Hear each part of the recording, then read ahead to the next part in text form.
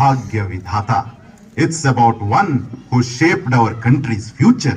ಆದ್ರೆ ಈ ಭಾರತ ಭಾಗ್ಯ ವಿಧಾತ ಯಾರು?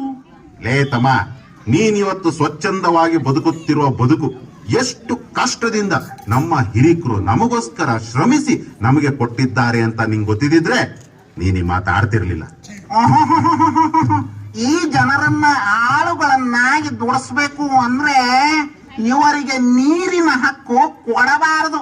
ಇದನ್ನ ಸಂಪೂರ್ಣವಾಗಿ ಎದುರು ಹಾಕಿಕೊಂಡು ಹೋರಾಡಿದವರು ನನ್ನ ಒಡೆಯ ಹಿರಿಯ ಈ ಭಾರತ ದೇಶದ ಭಾಗ್ಯ ವಿಧಾತ. ಅಯ್ಯೋ, ಐ ಕಾಂಟ್ ವೈಟ್ ಎನಿಮೋರ್.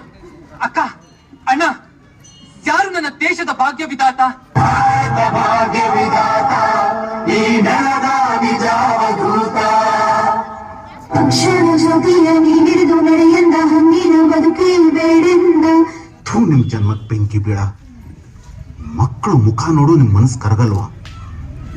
ನಾನೀ ಭೂಮಿ ತಾಯಿ ಮುಟ್ಟಿ ಪ್ರಮಾಣ ಮಾಡ್ತೀನಿ, ನಾನ್ ಹಿಂದುವಾಗಿ ಹುಟ್ಟಿರಬಹುದು, ಆದ್ರೆ ನಾನ್ ಹಿಂದುವಾಗಿ ಸಾಯಲ್ಲ.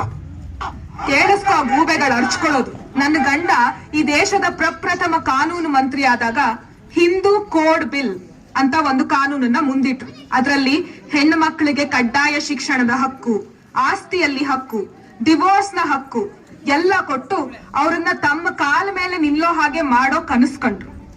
4 ಜನರಿಗೆ ಉಪಯೋಗ ಆಗೋ ಹಾಗೆ ಒಂದ್ ಕೆಲಸ ಮಾಡಿಲ್ಲ, ಬಂದ್ಬಿಟ್ರಲ್ಲಿ ಪ್ರತಿಭಟನೆ ಮಾಡಕ್ಕೆ. ನಿಜವಾದ ಪ್ರಜಾ ಸಮತ್ವಕ್ಕೆ ಇಂತಹ ಕಾನೂನು ತುಂಬಾ ಅಗತ್ಯ. ಒಡನಾಡಿಗಳೇ, ಮಹಾಡಿನ ಜನರಿಗೆ ಕುಡಿಯುವ ನೀರಿನ ಕ್ಷಾಮ ಇದೆ. ಅದಕ್ಕಾಗಿ ಚೌದಾರ್ ಕೆರೆಯನ್ನು ಸಾರ್ವಜನಿಕವಾಗಿ ಬಳಸಲು ಅವಕಾಶ ಕೊಡಬೇಕು ಅಂತ ಮುನ್ಸಿಪಲ್ ಕಾರ್ಪೊರೇಷನ್ ಫರ್ಮಾನ್ ಹೊರಡಿಸಿದೆ. ಆದರೆ ಕೆಳಜಾತಿಯ ಜನರು ನೀರು ಮುಟ್ಟಿದ್ರೆ ನೀರು ಕಲುಷಿತವಾಗತ್ತೆ ಅಂತ ಇವರು ನೀರು ಮುಟ್ಲಿಕ್ಕೆ ಬಿಡ್ತಾ ಇಲ್ಲ. ನೀರಿಲ್ಲ ಅಂತ 12 ಕಿಲೋಮೀಟರ್ ದೂರ ನೀರು ಹುಡುಕಿಕೊಂಡು ಹೋದ ನಮ್ಮ ತಂಗಿ ಒಬ್ಳು ಬಿಸಿಲಿನ ತಾಪಕ್ಕೆ ಸತ್ತು ಹೋಗಿದ್ದಾಳೆ. ಇದು ಯಾವ ನ್ಯಾಯ? ಅದಕ್ಕೆ ನಾವೆಲ್ಲರೂ ಆ ಕೆರೆಗೆ ನುಗ್ಗಿ ನೀರು ಕುಡಿದು ಈ ಅನಿಷ್ಟ ನಿಯಮವನ್ನ ಮುರಿಯೋಣ. ಬನ್ನಿ. ಸ್ವಾತಂತ್ರ್ಯ ಅನ್ನೋದು ಸಮಾನತೆಯ ಮೇಲೆ ನಿಂತಿದೆ. ಎಲ್ಲಿ ತನಕ ನಾವು ಸಮಾನತೆ ಸಾಧಿಸಲ್ವೋ ಅಲ್ಲಿ ತನಕ ನಾವು ಯಾರೂ